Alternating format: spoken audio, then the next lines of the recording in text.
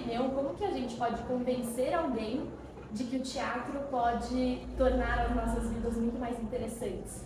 Né? Como convencer alguém que não tem esse hábito, né, de ir ao teatro? O que você diria? Então, você sabe, Natália, que assim, quando eu vejo uma cadeira vazia, agora eu fico pensando, Denise, tem uma autoestima de, sei lá, mas eu vejo uma cadeira vazia na plateia, eu não acho que é alguém que não quis me ver.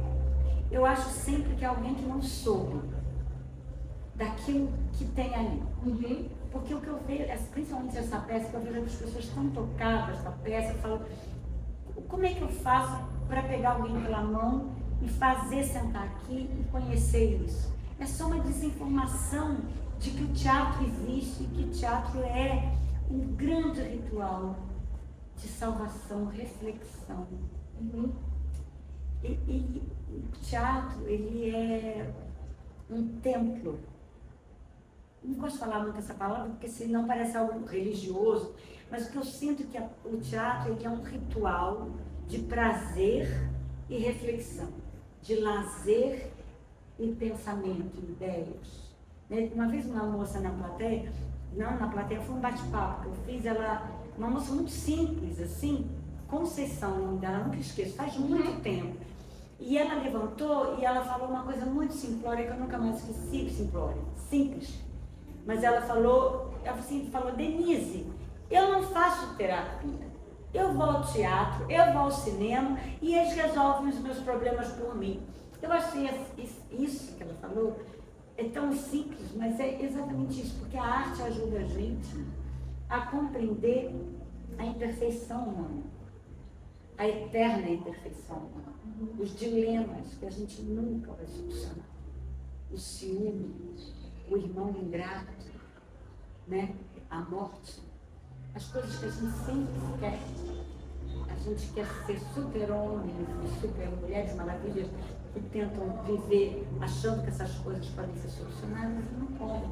E o teatro, de alguma maneira, ele te mostra, e a literatura também, né? E o contato com a arte, faz você perceber que você faz parte de um negócio muito maior, que se chama humanidade, a roda da humanidade. Quando você tem, eu sempre falo, quem lê Dostoiévski, Fernando Pessoa, no mínimo vai sofrer mais bonito, porque sofre com a companhia dos poetas. E não é só isso, é que quando você está sofrendo lá e você tem, sei lá, uma música da Alcione para cantar, você não deixa de sofrer, mas se você tem a música, você tem a voz do poeta que passou por aquele mesmo sentimento. Chico Buarque passou por isso que eu estou sentindo. Eu sou igual ao Chico Buarque na roda da humanidade, irmão em sentimento. Né?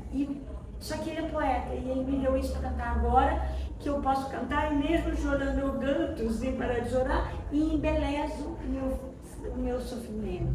Então eu acho que assim, uma maneira de você convencer as pessoas do teatro eu quero até agora fazer uma campanha para traga uma pessoa que nunca foi ao teatro para ver o que acontece com ela. Muita gente não sabe o que acontece. Hoje é muito importante que cada vez que você vá ao teatro e tenha uma experiência positiva, que você propague, que você, eu falo isso no fim da peça, nos agradecimentos, espalhe a fofoca do teatro. Porque tem muita gente que não sabe, nunca viu, não sabe o que é. E não conhece a maravilha que é esse pacto de foco comum, né? O compartilhamento é muito diferente de você ver uma coisa junto com alguém. Porque quando alguém funga do teu lado chorando, te dá um pouco de coragem para chorar. Quando você está vendo com todo mundo ali, a gargalhada também faz você rir. Né? Ver junto, essa ideia de compartilhar, essa palavra que a gente está usando tanto e que a gente não compartilha nada, né? Porque a gente vê, compartilhei o vídeo, cada um viu numa hora, não compartilhou nada. Né? Então, eu acho que esse ritual coletivo, que é o teatro, ele precisa ser propagado. Se você tem contato com ele, conte essa boa nova para alguém, que vai ser uma boa nova para alguém. Né? Principalmente o público jovem. Hoje tem gente com barba grisalha que nunca foi ao teatro. né? Sempre teve. E as pessoas têm muita ideia de que teatro é caro, Tem alguns que não é para mim, que é chato. Que é chato. Você sabe que eu tenho no Galileu, olha que o Galileu Galilei, que a gente fez do Brecht, ele era uma peça verborrágica, uma peça de texto. Eu quis fazer porque eu queria dizer aquele texto. Então, o que é o Galileu? É um show de argumento e réplica, de lógica. Era uma peça de texto. A faxineira da Maristela Xelala que fazia com a gente, a Vilma, a Xelala falava para ela, vai Vilma, vai. Ela falava assim, não, ela falou assim, vai. Aí ela falou ela disse que ela falou para a Vilma assim, vai, você tira uma foto com a Denise. E a Vilma veio meio assim, achando que teatro era chato.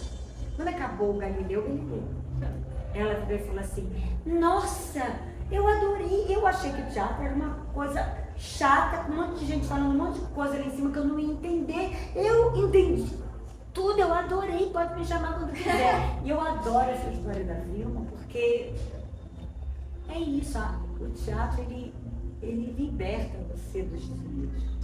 Eu acho que a arte serve para libertar a gente da própria vida.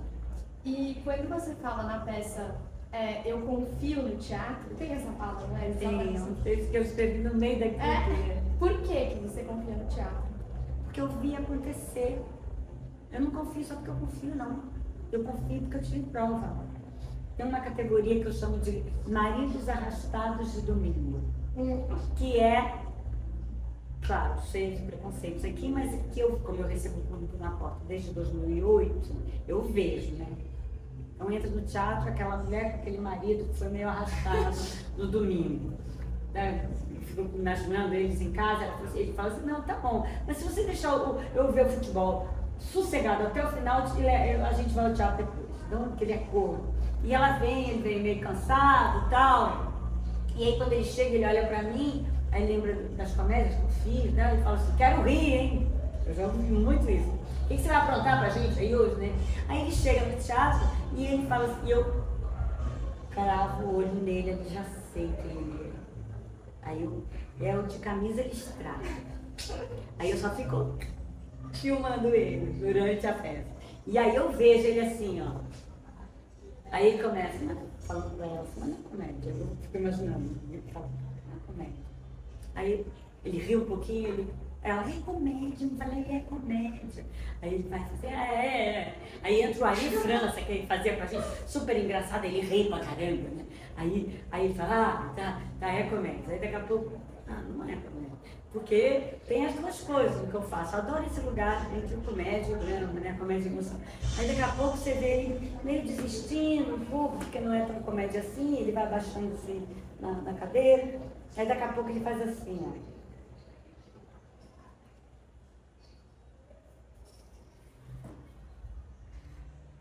Você vê essa boca abrir.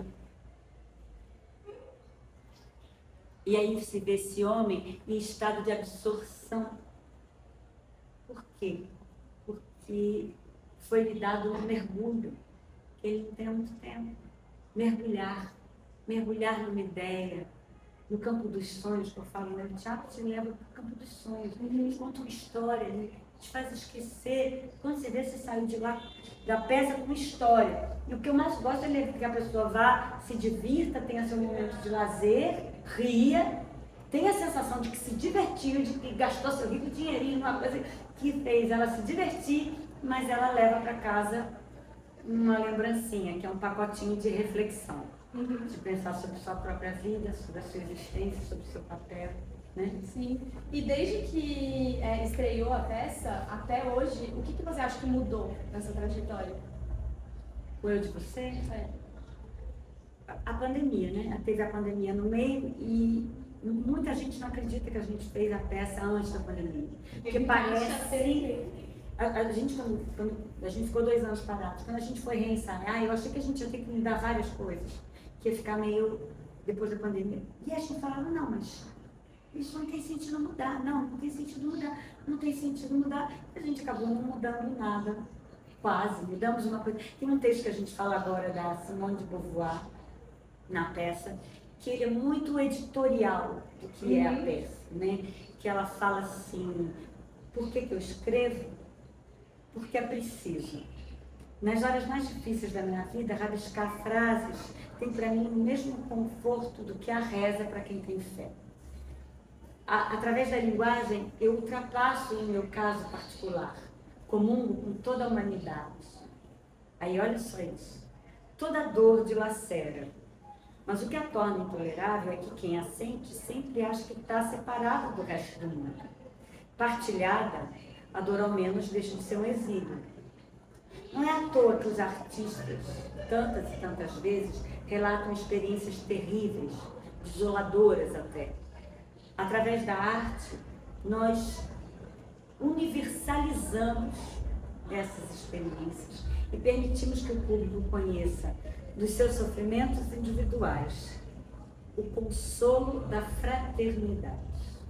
Essa é uma das maiores funções da arte, superar a solidão, que é comum a todos nós e que, no entanto, faz com que nos tornemos estranhos uns aos outros. Nossa. Maravilhoso. É assim, E é isso. A gente entender a salvação da experiência partilhada.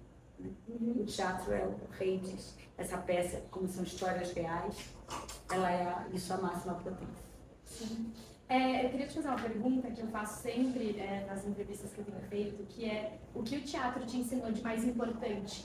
Se você pudesse dizer uma coisa hoje, o que seria? Que a vida não basta, que a gente precisa da arte, do teatro, que a gente precisa ir além, que a gente precisa compreender a vida, que é complexa demais para uma pessoa que vive afastada da arte.